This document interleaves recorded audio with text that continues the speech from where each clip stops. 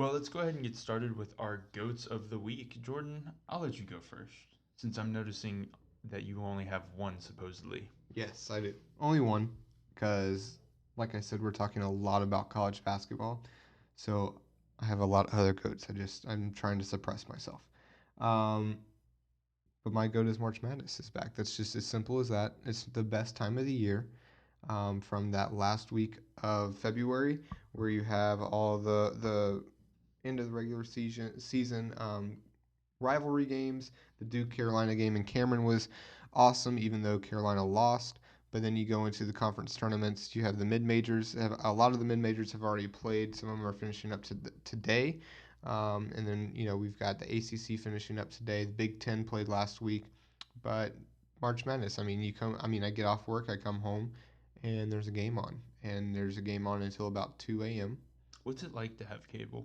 I forget what it's like to have I cable. don't have cable. My I, parents have cable, and I just haven't bum had. off of theirs. So I just watch it on the ESPN app. So I bum off of theirs, Oh, and I'm so just you just watching on go my you go like hide in the bathroom for a little bit, yeah yeah. Or sit I on the just toilet. I sometimes I'll just like park my car in their driveway just to bum their Wi-Fi, and I sit in my car and I'll just like open up my laptop and I'll have like four games going on at once, and I really hope your mom listens to this and knows that that's how much you don't care about her. that's not true. I just care a lot more about basketball. But yeah, that's my go to the week, March Madness. All right, I've got two goats this week. Stepping Um, up.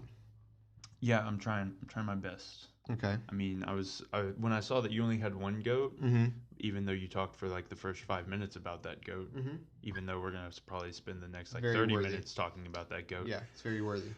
um, I decided to just go with two. Okay. So my first one is the people of Los Angeles, California, for striking fear into the hearts of Cleveland fans because they have consistently put up posters and billboards about LeBron James coming to LA. Them and Philadelphia have. Hey, you got to either trust the process or win the rings. That's what they're trying to say. He can go trust the process in Philadelphia, or he can do what everybody that's ever gone to the Lakers have done as a superstar and win.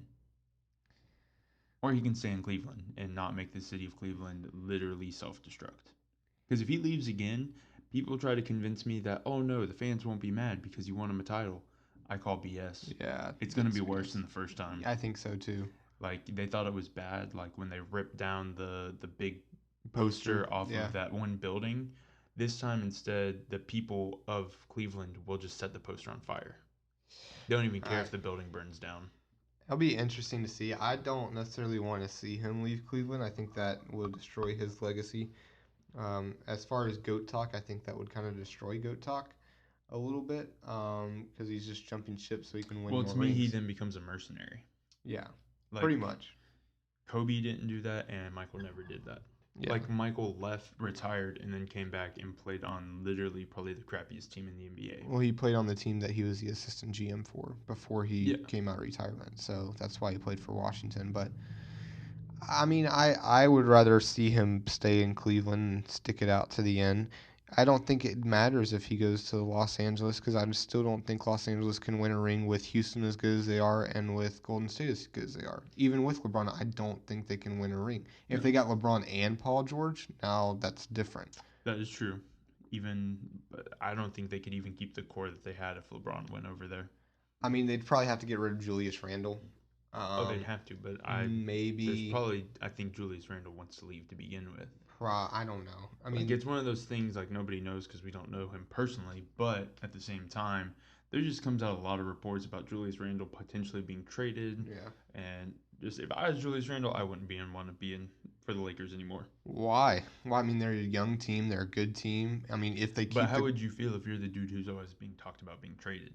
I mean, I wouldn't like that. But I mean, and it's just media. Media talks about everybody being traded. Media talks about LeBron going to a different team every other day. That's true. And yeah, I mean, that's just the And media. because of it, the people of Cleveland are pretty much depressed all the time. That's because it rains there all the time. Oh, that too.